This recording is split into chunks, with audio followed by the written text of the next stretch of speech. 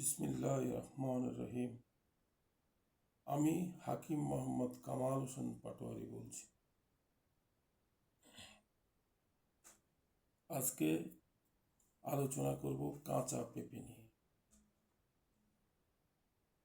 আজকের আলোচ্য বিষয় কাঁচা পেঁপে। কাঁচা পেঁপে তরকারি হিসেবে খাওয়া যায়।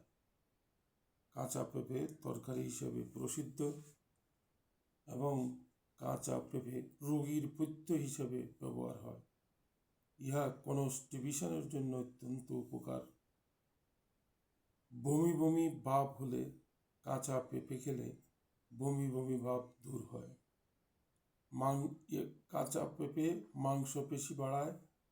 কাঁচা পেঁপে কোলন বা অন্যান্য ক্যান্সারে অত্যন্ত উপকারী।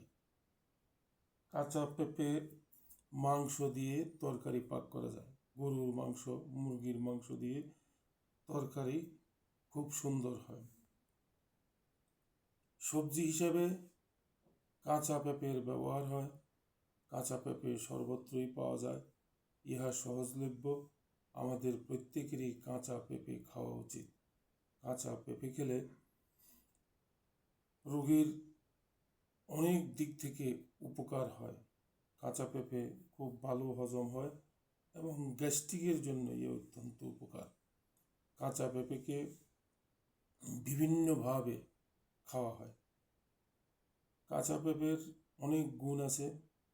যদি কোনো বাড়িতে তরকারি না থাকে তাহলে গাছ থেকে পেঁপে সংগ্রহ করে তরকারি হিসাবে সহজে খাওয়া যায়। ইহা অত্যন্ত সহজলভ্য, সহজে পাওয়া যায়। বাজারেও ইহা বিক্রি হয়। তো আমাদের প্রত্যেকেরই কাঁচা পেঁপে খাওয়া উচিত। তো আজকে এ পর্যন্তই, আর আলোচনা করব না।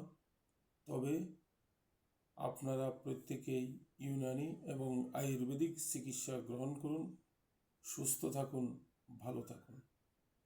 আর একটি কথা, আমরা সকলেই 2টি করে ওষুধি গাছ লাগাবো ইনশাআল্লাহ। এ কাজে আমরা ভুল করব না, তাহলে দেশে ওষুধি কাঁচামালের অভাব হবে না।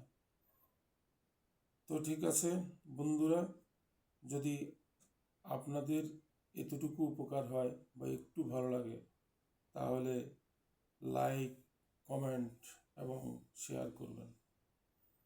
আপনাদের সবাইকে ধন্যবাদ। আবারও দেখা হবে ইনশাআল্লাহ। আসসালামু আলাইকুম।